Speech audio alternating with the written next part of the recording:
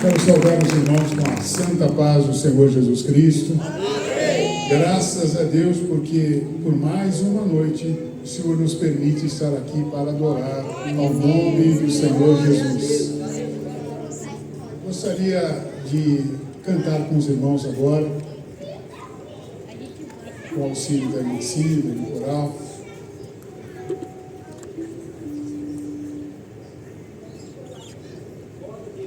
Os irmãos podem se sentar. Graças a Deus. Grande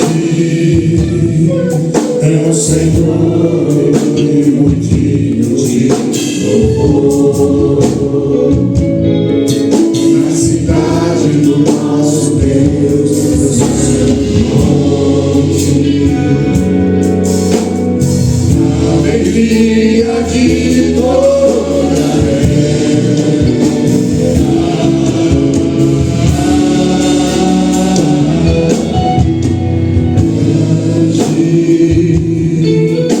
Senhor, que nos fez a vitória e nos ajuda contra o inimigo. Por isso, grande nele nos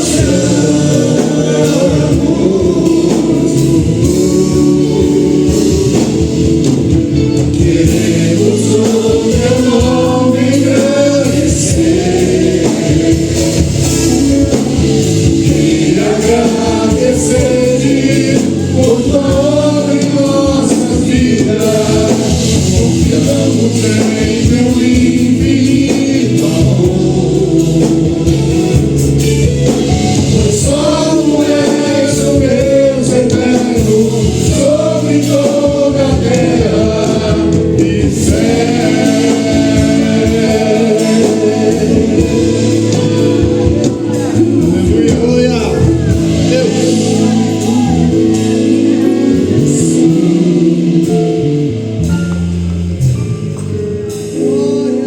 Graças a Deus.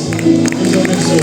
Cântico ao nosso irmão tecladista que nos abençoou aí, os irmãos músicos. Gostaria de convidar os irmãos que abrissem as suas Bíblias em Mateus, no capítulo 4, versículo 13 em diante, da palavra do Senhor. Em reverência à palavra do Senhor, coloquem-se de pé, irmãos amados.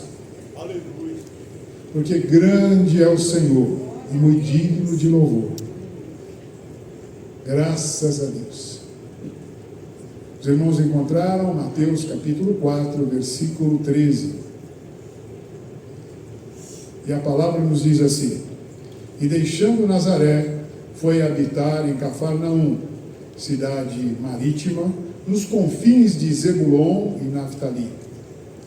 E percorria Jesus toda a Galileia, ensinando nas sinagogas e pregando o evangelho do reino, e curando todas as enfermidades e moléstias entre o povo.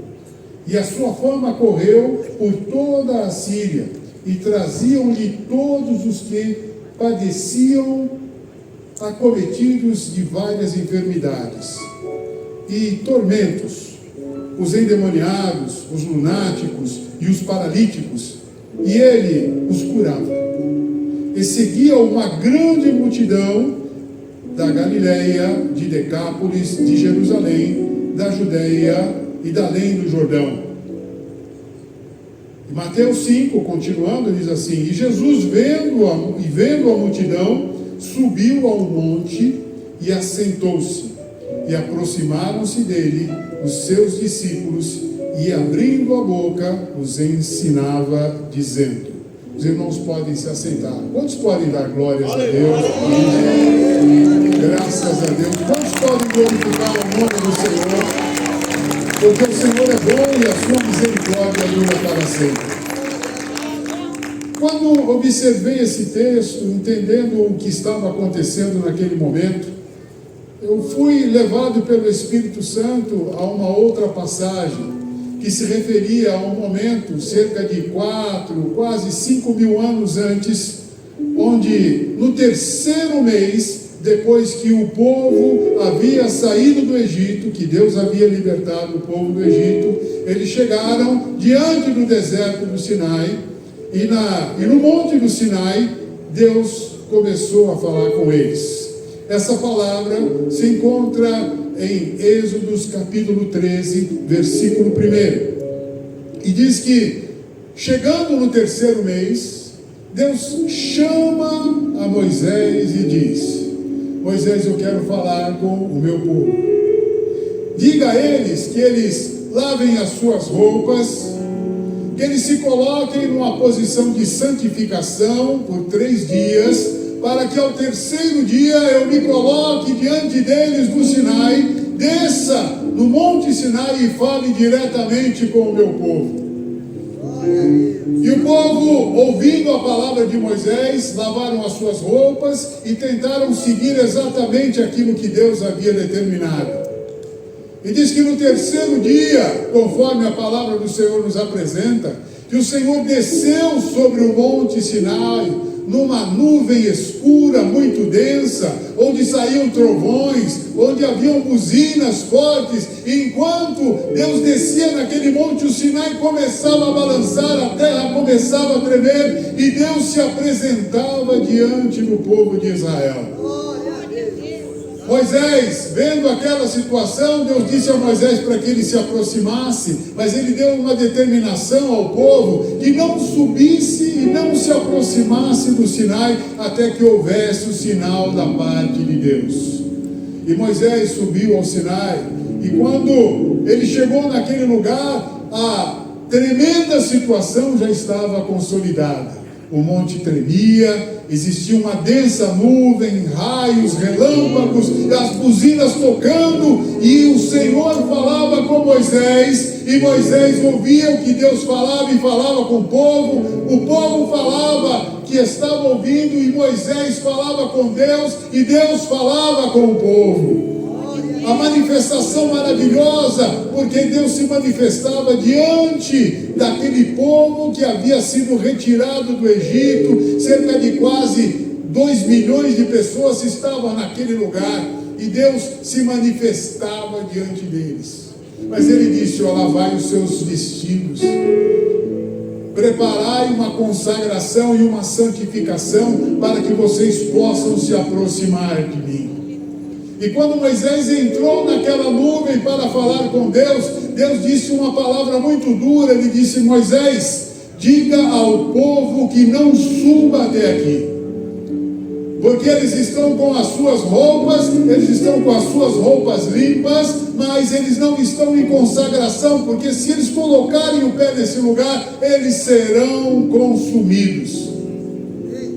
Quanto aos sacerdotes, não subam nesse lugar, porque eles também estão contaminados. Somente suba você e Araão nesse lugar. E quando subiram os dois, Deus começa a falar com eles, a respeito dos mandamentos. E o primeiro mandamento que Deus fala diz: amarás o Senhor teu Deus de todo o teu coração, com todas as tuas forças, amarás ao Senhor teu Deus. E foi discorrendo os 10 mandamentos, e o povo ouvindo a voz de Deus no Monte Sinai. E quando nós vamos para frente, nós vamos encontrar Mateus relatando essa situação, onde Jesus chega a um determinado local e sobe no monte. A diferença era que naquele momento, Deus falava lá no passado, falava com Moisés, e Moisés falava com o povo. Mas nesse momento, o próprio Deus, através de Jesus, falava com o povo. As coisas mudaram 4.000 anos depois, e Jesus subiu no monte. E ele começou a falar, dizendo o seguinte: bem-aventurados pobres ou humildes de espírito, porque deles é o reino de Deus. Bem-aventurado os pobres ou humildes. Quando nós lemos o texto básico, que se encontra em Mateus 5, versículo 3, os irmãos podem acompanhar aí, ele está dizendo assim: bem-aventurados os pobres de espírito. Mas nós precisamos entender bem o que isso significa. Quando nós pegamos a tradução do grego, onde foi escrito, onde foi o texto preparado, a tradução diz o seguinte: bem-aventurado aqueles que se sentem pobres diante de Deus, porque deles é o reino de Deus. É interessante como Deus está procurando nessa terra os humildes. É muito interessante porque existe uma passagem em Salmos que diz o seguinte: que o homem até por um bocado de pão prevarica. Um bocado de pão é o máximo que alguém pode colocar de pão na sua boca. Alguém pode colocar 2 quilos de pão ao mesmo tempo na sua boca? Pode ou não? E às vezes uma pessoa, porque tem um bocado de pão a mais do que o outro, ele acha que ele é melhor do que o outro. E a palavra está dizendo que são humildes, o que tem um coração humilde, que busca a presença de Deus, deles é feito o reino de Deus. A humildade que de Jesus chama a atenção é no nosso dia, no nosso cotidiano.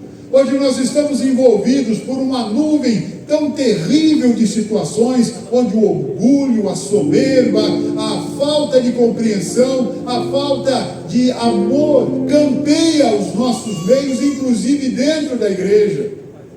Quantas vezes a gente observa situações onde alguém vê uma pessoa passar e ela começa a medir de cima e embaixo, se ela está bem vestido ou não bem vestido. Às vezes nem fala a paz do Senhor porque acha que não precisa.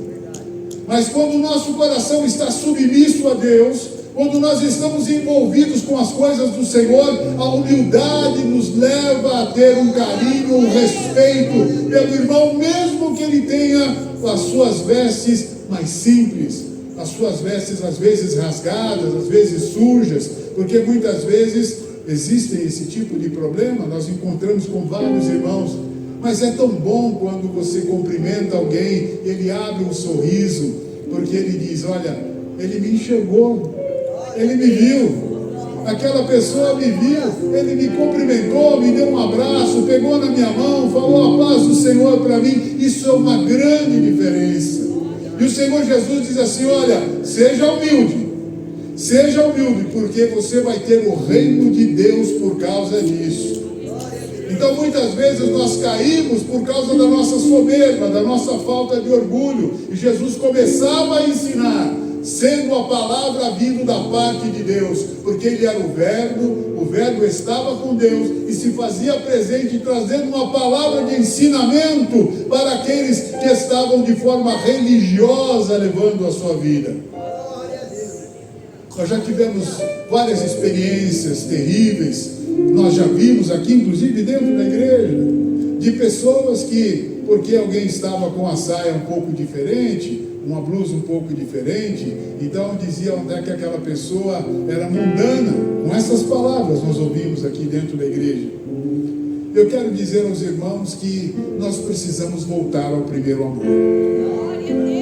Nós precisamos voltar ao primeiro amor. Onde é que está o nosso coração? Onde é que está o nosso coração? Onde é que está a nossa vida? Onde é que está o nosso caminhar? Será que nós vamos conseguir entrar no céu se nós continuarmos dessa maneira? Nós estamos nos portando como aqueles religiosos que perseguiam a Jesus. Estamos nos portando como aqueles escribas que gostavam das suas roupas aparentes, mostrando que eram isso, aquilo outro, mas o seu coração, como Jesus dizia, eram sepulcros caiados. A palavra do Senhor nos afirma, que diz o seguinte: Senhor, troca desse povo o coração de pedra e põe um coração de carne. Nós precisamos que o nosso coração seja revigorado na presença de Deus. Irmãos, muitas vezes nós vemos a igreja, estamos aqui acompanhando um culto e vemos aqui religiosamente irmãos que às vezes passam o dia inteiro na igreja, mas passam como se não estivessem aqui. Porque se nós estamos na casa do Senhor é para adorá-lo, e a nossa vida precisa ser transformada. A palavra do Senhor nos afirma aqui em Lucas, capítulo 7, versículo 4, se os irmãos quiserem acompanhar ou guardem para depois analisarem, fala de um centurião de uma cidade chamada Cafarnaum.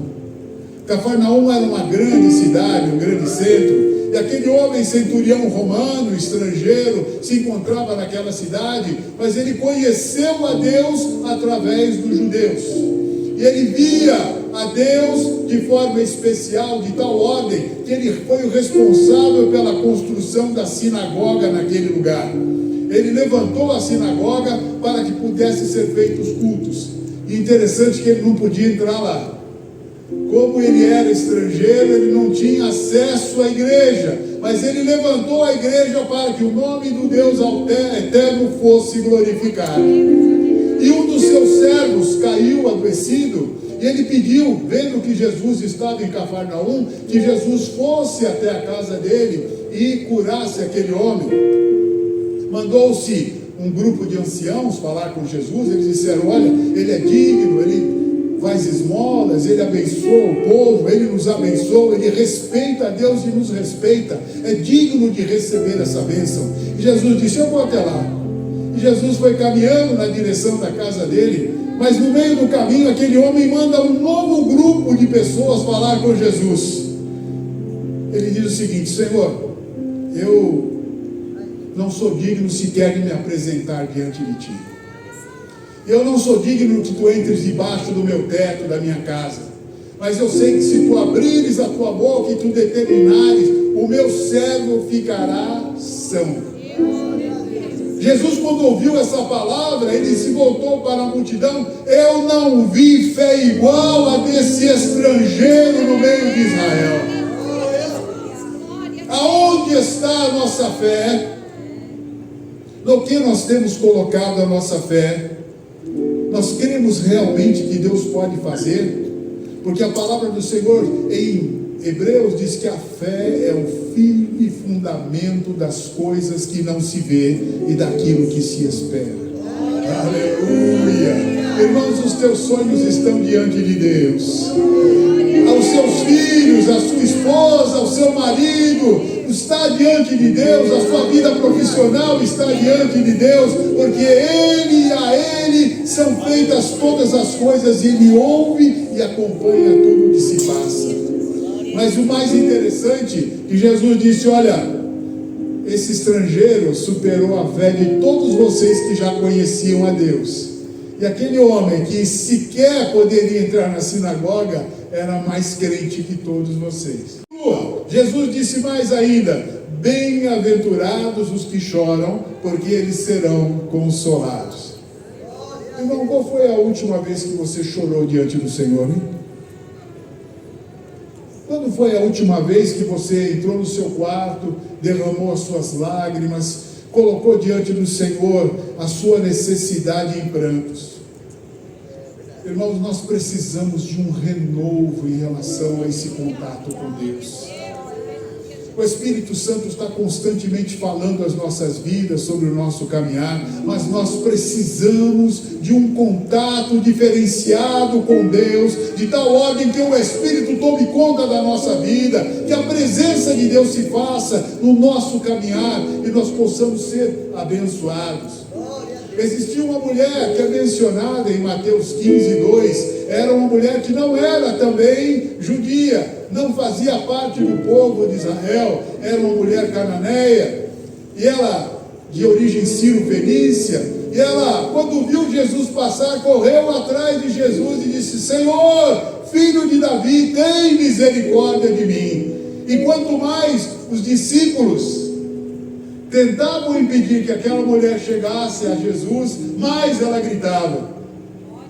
E em dado momento aquela mulher se aproxima diante dele, e ele começou a falar com ela, e ela falar com ele, mas primeiro ela fala de pé, depois ela se ajoelha, depois ela põe o rosto na terra e disse: Jesus, a minha filha se encontra horrivelmente endemoniada, e eu preciso que ela seja liberta. E Jesus fala uma palavra dura para ela, mas não para ela, para aqueles que estavam à volta, que eram mais religiosos do que crentes. Ele disse para ela: olha, não é digno tirar o alimento dos filhos e deitar aos cachorrinhos. Palavra dura, né? Jesus disse para ela: você não passa de um cachorrinho, você não passa de um animal doméstico, você não tem importância em toda essa história. Mas Jesus não falava para ela, falava para aqueles que estavam à volta. E muitos dos crentes que estavam ali: é verdade, é isso mesmo, senta o rei Jesus. Não era nem para colocar a vara, né? Porque nós temos o costume de dizer: senta o cajado, né?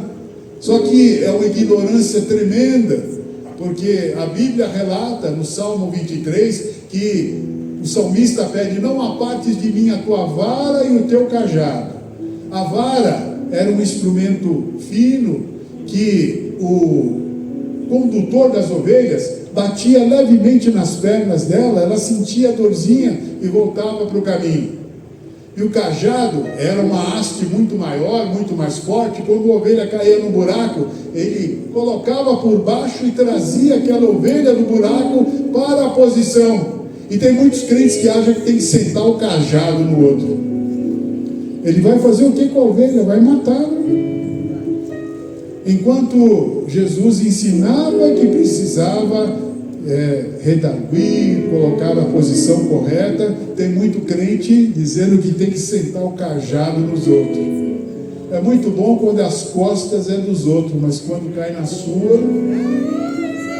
Então nós precisamos mudar o nosso costume. E Jesus disse a ela: olha, não vou atender. E ela disse: mas Senhor, até os cachorrinhos, quando caem as migalhas das mesas do seu Senhor, se alimentam delas. Jesus disse: ó mulher, foi um brado que Jesus disse: ó mulher, grande é a tua fé, seja feita conforme o teu pedido, e vai em tranquilidade, porque o que você pediu vai se realizar, já está realizado. Irmãos, nós precisamos entender o que Deus quer fazer conosco. Nós estamos nessa terra para fazer diferença, para aquelas pessoas que estão à nossa volta, para a nossa família. Depois que você virou crente, você virou tão santo que não fala com mais ninguém da sua família. Você virou tão santo que às vezes passa uma prostituta que mora perto da sua casa e você não fala mais bom dia, porque você é tão santo que sequer pode falar com ele. Você é tão santo que muitas vezes não se lembra que alguns anos atrás você estava naquele mesmo bar, enchendo a cara, e quando você passa hoje, você fala: olha só, infiel. Nós precisamos de uma mudança no nosso caminhar. Da mesma forma, uma mulher que chorava em Lucas capítulo 7, 44, fala a respeito de uma mulher que invade uma reunião.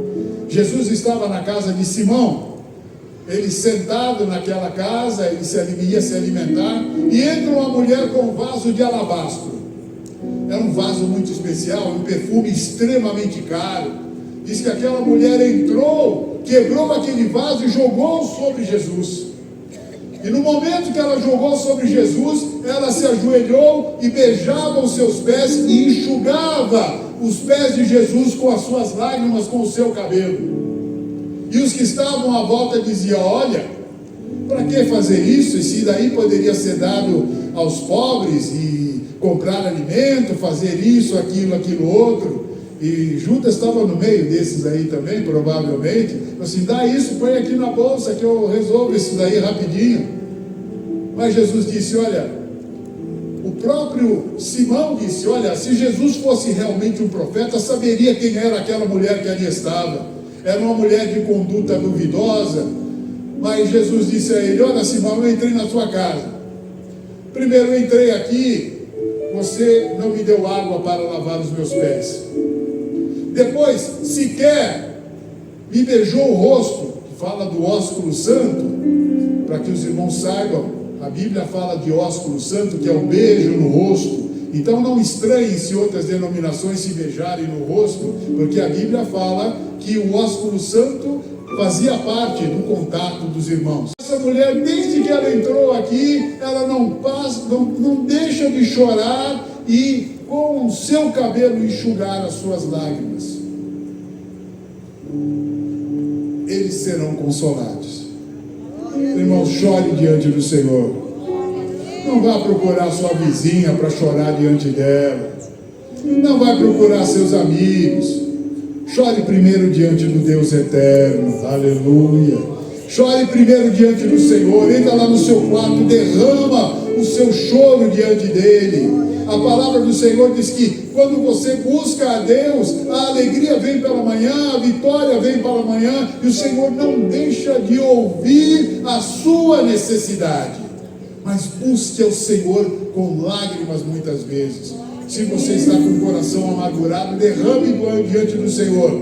Deixa de escrever na internet, de ir lá colocar comentários, de falar tantas besteiras na internet, entrar em confusões, querer contar sua história para o mundo. Vai contar para Jesus, aleluia. Vai contar para Jesus, vai contar para Jesus o seu problema. Vai diante do Eterno buscar a presença dele, porque ele quer fazer da sua vida uma bênção. E o versículo 5 diz assim: bem-aventurados os mansos, humildes, porque eles herdarão a terra. O que é uma pessoa mansa aí, irmãos? Será que é aquela pessoa que não reage em hipótese alguma? Muitos pensam isso, né? E quando fala que alguém é manso, aquele sujeito é manso, ele não reage. Pode alguém bater nele, roubá-lo, fazer uma série de coisas, ele não reage, talvez por medo, talvez por outras situações, mas Deus está falando de um manso diferenciado. Esse manso significa o quê? Aquele que demora a irar-se, que ele pensa duas vezes antes de tomar uma providência. Em Gálatas 5:22 fala a respeito do que é ter mansidão: amor, longanimidade, paz, benignidade, e vai por aí afora. São 9 itens, são 9 itens colocados ali da forma como um cristão deve apresentar o fruto do Espírito, e a mansidão faz parte dela. Em Números 12, capítulo 3, fala a respeito de uma situação. Em número 12, no capítulo 1, começa com a situação. Diz que Moisés tomou para si uma mulher cuxita. Os irmãos já ouviram essa palavra?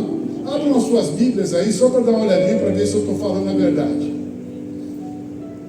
Números, capítulo 12. Aleluia. Aleluia.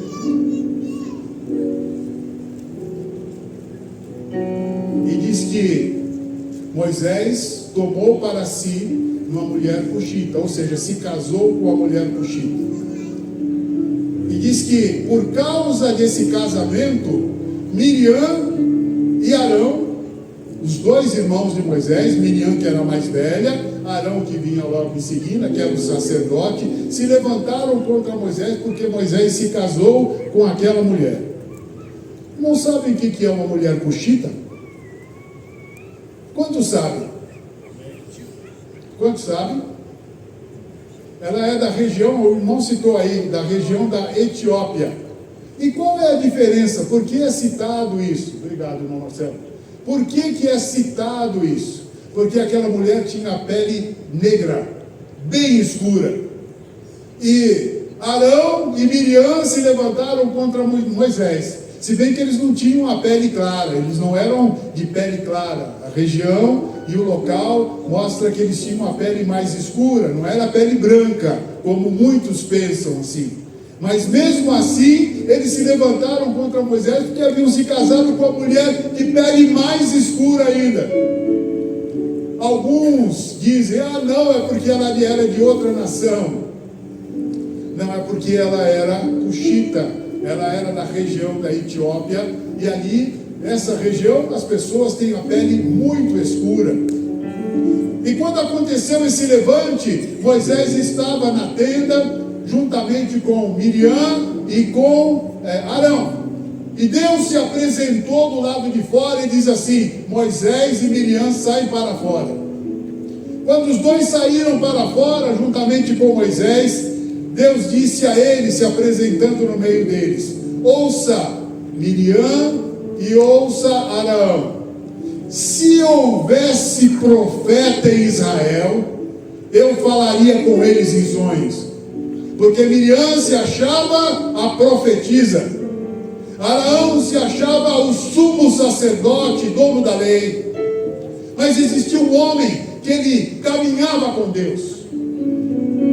E Deus continuou falando: olha, se existisse sacerdotes, se existissem profetas, aqui eu falaria com eles através de sonhos.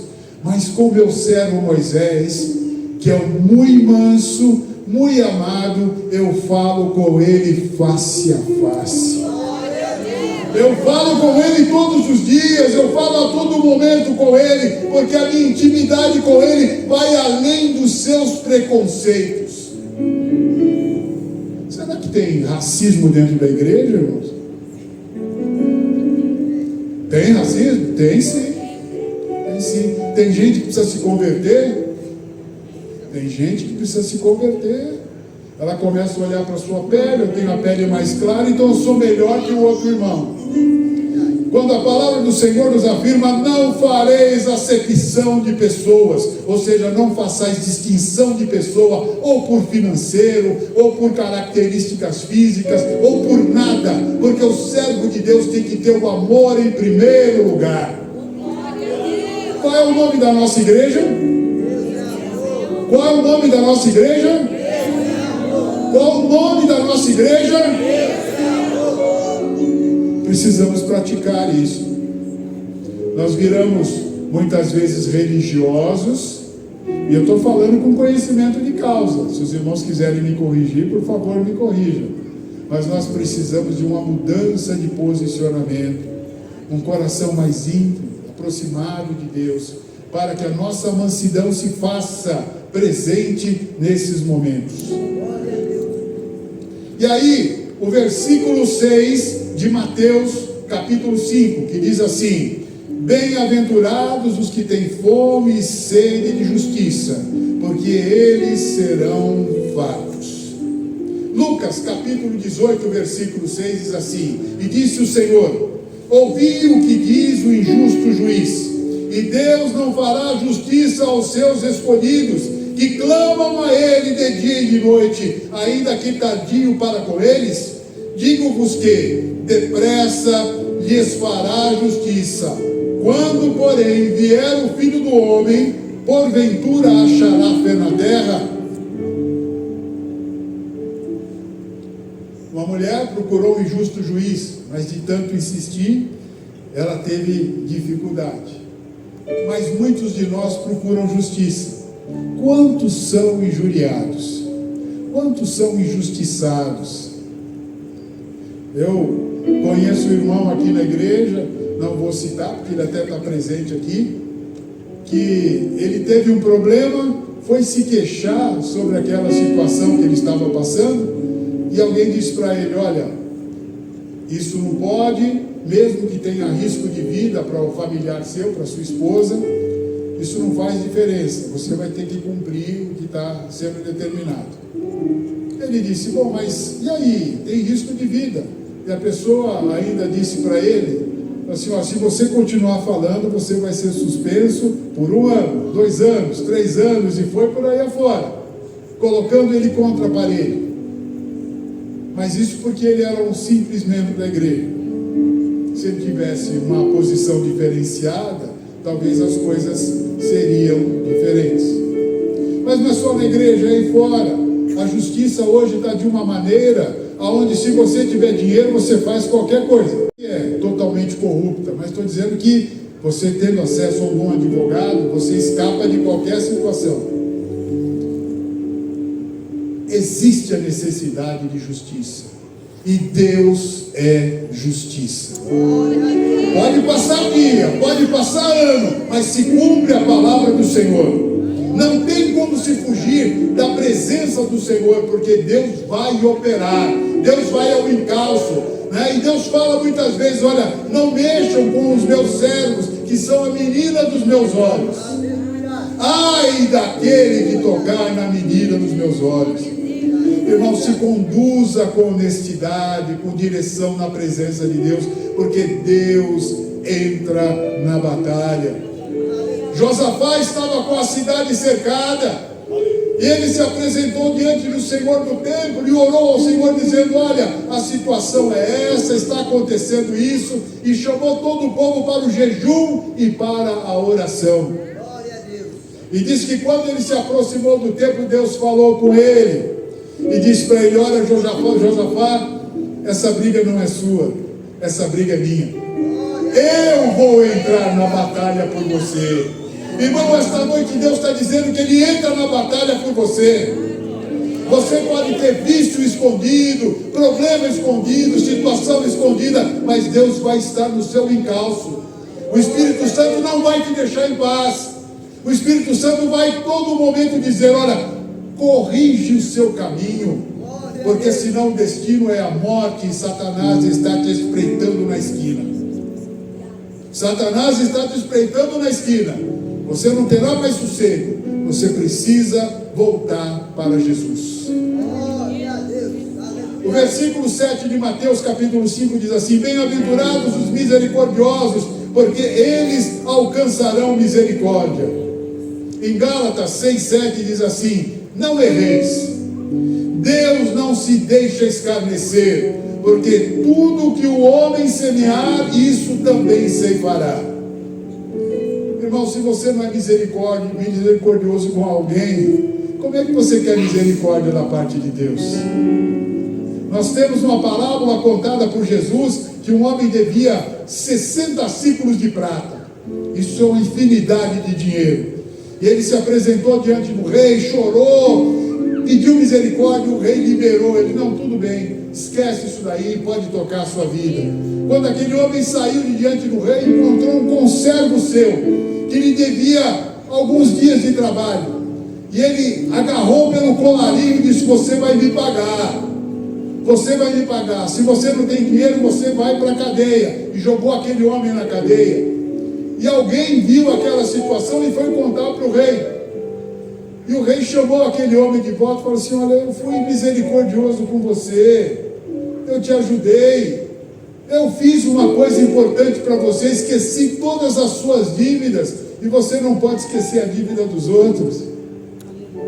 Aí você tem na igreja alguém que adultera. Eu já vi isso de perto. Uma jovem, no meu tempo de mocidade, era líder de mocidade, era extremamente responsável, uma mulher, uma moça adoradora, e ela, jovem, acabou saindo com um rapaz, e havendo uma situação mais difícil, ela acabou se envolvendo de uma forma que não deveria. E a igreja, quando ficou sabendo disso, a primeira coisa que fez foi colocá-la de lado. Sequer diziam a paz do Senhor para ela. É interessante que aquela moça, aquele rapaz que não eram crentes, anos depois eu encontrei com eles, os dois continuavam na presença do Senhor. E aquele jovem que teve problema com ela se converteu e passou a servir o Senhor. Mas só que os crentes resolveram julgar todo mundo, se colocar na posição de juiz, porque justo juiz só é o nosso Deus. Então tome muito cuidado aonde você vai colocar a sua mão, aonde você vai falar, aonde você vai olhar, porque os seus olhos normalmente são maus. Você não sabe o que vai no coração das outras pessoas. Então tome cuidado com essas coisas. Deus é o justo juiz. Mateus 5:8 diz assim: bem-aventurados os limpos e puros de coração, porque eles verão a Deus.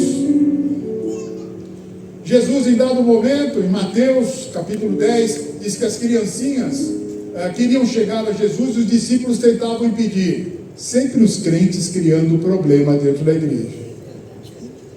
Sempre os crentes, né? Sempre os crentes. Ali, as crianças querendo chegar a Jesus e os crentes, não vai chegar, não vai incomodar o mestre. E Jesus ficou indignado, está escrito lá, indignou-se Jesus. Indignou-se Jesus.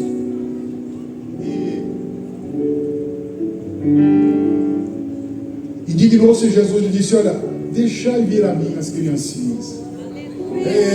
Aleluia, porque delas é feito o reino de Deus. Os irmãos notaram as crianças correndo aqui na frente? Acho que todo mundo já viu aqui, né? Alguns até falam, mas que falta de reverência na casa do Senhor. Não adianta você se esconder não, porque é com você mesmo que eu estou falando. Mas essas crianças foram aquelas que Jesus disse assim, ó: deixai vir a mim as criancinhas, porque delas é o reino de Deus. Uma criança dessa excede em santidade a tudo que você possa imaginar. Uma criança que às vezes está correndo para lá, fazendo um pouco de barulho ali, excede em santidade se juntarmos todos nós aqui. Porque delas, são elas, a forma como elas conduzem as coisas, com a inocência, com o coração puro, são essas crianças. E se você quiser entrar no céu, você tem que lutar para que a sua vida seja equivalente à de uma criança. Vocês já encontraram alguém malicioso?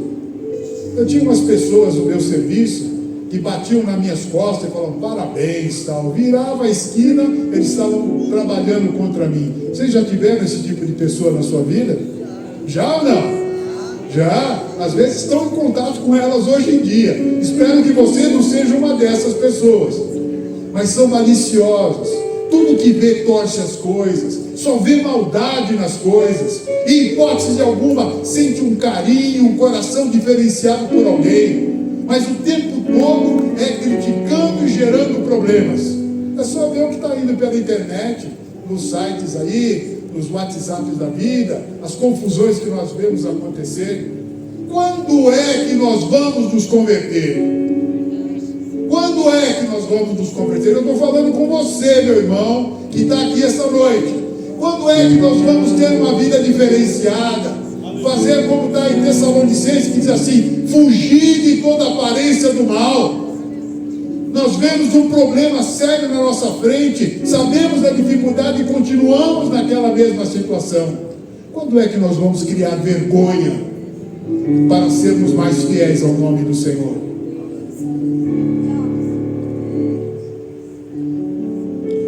E o 9 diz assim: bem-aventurados os pacificadores, porque eles serão chamados filhos de Deus.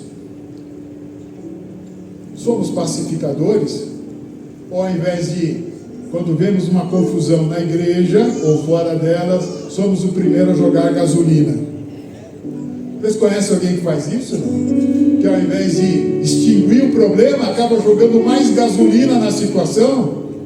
Irmão, nós precisamos ser pacificadores. Precisamos mudar a nossa conduta. Precisamos mudar o nosso caminhar, a nossa vida, para que nós sejamos aceitos por Deus. Para que quando você dobrar o seu joelho e buscar a presença do Senhor, as suas orações sejam ouvidas. Daniel orou durante 21 dias, pedindo misericórdia sobre um problema. E quando o anjo se apresentou a Daniel, diz assim: ó Daniel, nós vimos as tuas orações. Deus viu as tuas orações. Já estava a resposta no primeiro dia. Só demorou porque tivemos um contratempo ali, mas era plano de Deus. Mas Deus já tinha ouvido a sua oração no mesmo dia. Deus se colocava na presença de Deus. Ele buscava a Deus 3 vezes ao dia. Abria a sua janela e se colocava diante de Jerusalém e buscava a presença do Senhor. Nós estamos fazendo isso, irmãos? Ou nossa vida está cheia de outras coisas e pouco da graça de Deus e pouco da misericórdia do Senhor? Quer ser abençoado? Adore ao Senhor. Bem-aventurado, bem-aventurado, bem-aventurado, graças a Deus, porque eles serão chamados filhos de Deus. E o 10 diz assim, do Mateus 5:10: bem-aventurados os que sofrem perseguição por causa da justiça, porque deles é o reino do céu. Tem alguém que sofre perseguição? Às vezes você mora numa casa ou num terreno, tem várias pessoas morando junto ali, é confusão com o vizinho sem nenhum motivo começa a te perseguir, você recebe problemas da sua família, gente que deveria estar do seu lado, ombro a ombro, são os primeiros a procurar confusão com você, são os primeiros a procurar problema. Você às vezes está no trânsito, e em dado momento alguém se apresenta, porque tem problemas ali naquele lugar, né? E você às vezes sofre perseguições. Mas eu quero dizer a você que o Senhor Jesus é aquele que batalha por você. É aquele que batalha. Então, portanto, permaneça na presença do Senhor, porque Ele vai abençoar. E diz assim ainda o 11: bem-aventurados sois vós quando vos injuriarem e perseguirem, mentindo, disserem todo mal contra vós por minha causa. Exaltai e alegrai-vos, porque é grande o vosso galardão nos céus, porque assim perseguiram os profetas que foram antes de vós. Em Atos 6 fala a respeito de um homem chamado Estevão. Quantos já ouviram falar desse homem chamado Estevão? E diz assim o versículo 11 de Atos 6: então subornaram uns homens para que dissessem: ouvimos-lhes proferir palavras blasfemas contra Moisés e contra Deus. E excitaram o povo e os anciões e os escribas, e investindo contra eles, o arrebataram e o levaram ao conselho. Apresentaram falsas testemunhas. Este homem não cessa de proferir palavras blasfêmias contra os santos, lugar e a lei. Porque nós lhe ouvimos dizer que esse Jesus Nazareno há de destruir este lugar e mudar os costumes que Moisés nos deu. Perseguições, mentiras contra nós. Alguém já sofreu alguma mentira no seu serviço? Alguém já sofreu alguma mentira dentro da igreja? Já, certamente sofreu. Então tem gente que está servindo a Belial e não a Deus. Tanto dentro da igreja, às vezes fora também, ou fora como dentro. Mas nós sabemos que só a misericórdia de Deus é aquela que pode nos sustentar. Mas aí Jesus completa no 13, dizendo o seguinte: vós sois o sal da terra. E se o sal for insípido, como que há de salgar? Para nada mais presta, senão para se lançar fora e ser pisado. Vós sois a luz do mundo. Não se pode esconder uma cidade edificada sobre um monte, nem se esconde a candeia e se coloca debaixo do alqueire, mas no velador, e dá luz a todos os que estão na casa. Assim resplandeça a vossa luz diante dos homens, para que vejam as vossas boas obras e glorifiquem o vosso Pai que está no céu. Irmãos, quando o irmão faz uma boa obra, quando o irmão se conduz como alguém que é servo de Deus, o irmão está glorificando ao Deus. Meu irmão e minha irmã, nós precisamos de uma conduta diferenciada, porque pense que não, mas o seu colega de trabalho está olhando tudo que você faz e tudo que você fala. A sua esposa dentro de casa está vendo o que você faz. A sua filha, o seu filho está vendo como você se conduz. Os seus irmãos, a sua parentela, sabe o que você faz ali no oculto. Você não pode ser crente só na igreja. Você precisa ser crente no mundo aí fora. Aqui é fácil. Só pôr uma gravata, deixar o cabelo comprido, né? Não se pintar como se coloca aqui dentro, que é tudo muito fácil. Mas lá fora que é o problema. E para encerrar, eu vou falar sobre um negócio que eu até já falei com vocês aqui. Eu me converti aos 16 para os 17 anos, estava terminando o secundário, e no dia que eu me converti na Igreja Batista. Eles foram atrás de mim, me pregaram a palavra do Senhor, eu aceitei a Jesus ali. E quando eu cheguei na sala de aula, levei daqueles panfletos que os irmãos conhecem, que distribuem para fazer evangelismo. Eu me converti numa semana, na outra eu estava com aquele panfleto lá na casa, lá na sala de aula. Eu fui entregando para todo mundo. A primeira pessoa que eu entreguei, eu nunca tinha notado, mas ela estava de coque. No dia que eu entreguei aquele panfleto para ela, ela olhou para mim: ah, que bom, você se converteu, muito bom, vai lá na minha igreja. Vai lá na minha igreja. Até então ela nunca falou de Jesus para mim. No dia que eu fui falar de Jesus para ela, ela falou: vai lá na minha igreja que ela é melhor que a sua. Falei: tá bom, tá aqui o folheto, obrigado. E fui distribuindo para todo mundo. E no fundo da sala de aula, os irmãos sabem disso, quem é que costuma sentar no fundão, hein? É os bagunceiros, né? A turma terrível, né? Aí tinha lá no fundo um sujeito que o apelido dele era Cabeção. Eu, sinceramente, não sei nem qual era o nome dele, mas o apelido eu sabia. Ele só queria ser chamado de Cabeção. E estava lá o Cabeção no fundo. Eu fui lá, entreguei o panfleto para ele. Na hora que eu entreguei o panfleto, a primeira coisa que ele falou: a paz do Senhor Jesus, eu também sou crente. Eu falei: Cabeção, você é crente, você só fala palavrão, só apronta isso. Você outro dia falou que estava lá com a irmã Sara, tinha com a moça, com a Sara, que fica na sala, você disse que fez isso, fez aquilo. Aí eu fiquei sabendo que os dois eram crentes, de uma igreja pentecostal, né? E aí eu fui notar que ele só ia de terninho para a igreja, para a escola. E ela só ia de vestido longo, comprido, mas eles estavam rolando por aí pelos motéis afora. Então nós precisamos adorar ao nosso Deus no nosso dia a dia. Seja crente lá fora. Seja crente lá fora. Seja crente lá fora. Que todos possam ver a luz, a graça de Deus na sua vida. E que nós possamos adorar o Senhor. Isso serve para mim. Nós precisamos ser o exemplo dos fiéis. E que o nome do Senhor seja glorificado. Agradeço a oportunidade, em nome de